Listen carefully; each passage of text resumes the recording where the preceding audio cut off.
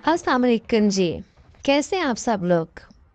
मैं अपने नए व्लॉग में आप लोगों को वेलकम करती हूँ। तो जी आज का टॉपिक है बीवी। एक खातून जिसको बीवी बोला जाता है, अपना नाम तब्दील करती है, अपना घर तब्दील करती है, अपने ख़ानदान को छोड़ देती है, आपके साथ चलती है, आपके साथ घर बनाती है, हामला हो जाती है, हमल इसके जिस्म में तब्दीली लाता है, इसका वज़न बढ़ता है, बच्चे की पैदाइश के नाकाबिल बर्दाश्त दर्द की वजह से तकरीबन लेबर रूम में ही हार मान ले। यहाँ तक कि वो जिन बच्चों को भी डिलीवर करती है, इनका नाम आपका होता है। वो औरत जिसने तुम्हारे लिए सब छोड़ दिया, क्या तुमने उसे कभी अपना आप महसूस करवाया है? मोहब्बत, हिफाजत और अपनायत के हकीकी तकाज़े। तुम्हारे निकाह के दिन किसी बेटी ने अपना घर छोड़ा था। माँ की आगोश, बाप की छाँव, बहनों की हंसी, हर वो चेहरा जो उसने तुझसे मोहब्बत थी, वो सब छोड़कर वो तुम्हारे साथ आई थी। और तुमने उसे क्या दिया? एक छत, कुछ जिम्मेदारियाँ, खामोशी,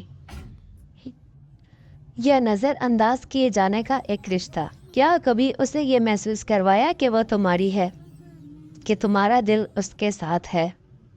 कुर्बानी सिर्फ औरत देती है।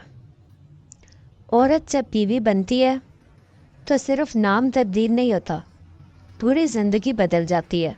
वो नए लोगों के दरमियान ख़ुद को प्रूव करती है, वो तुम्हारे मिजाज के हिसाब से ख़ुद को ढालती है, वो अपने ख्वाबों को तुम्हारे साए में रख देती है। लेकिन क्या तुमने कभी उसके वजूद को अपनाया भी है? बत के 3 तकाज़े। एहसास हिफाजत।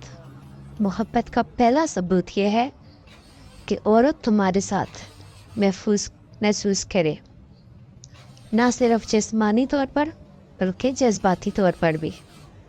नबी करीम सल्लल्लाहु अलैहि वसल्लम ने फरमाया है कि मोमिनों में सबसे कामिल ईमान वाला वो है जो इखलाक में सबसे अच्छा हो और अपनी बीवी के साथ सबसे बेहतर हो।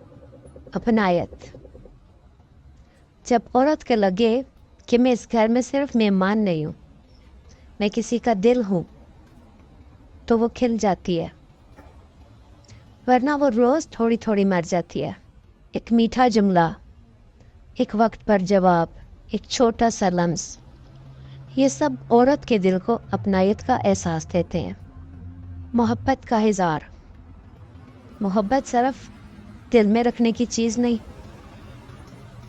नबी ने फरमाया, जब किसी से मोहब्बत हो तो उसे बताओ। शोहर का काम है कि वो बीवी को बताए, तुम मेरे लिए कीमती हो, तुम मेरे साथ महफूज हो, तुम अकेली नहीं हो। अगर तुम वाकई चाहते हो तो उसकी कदर करो।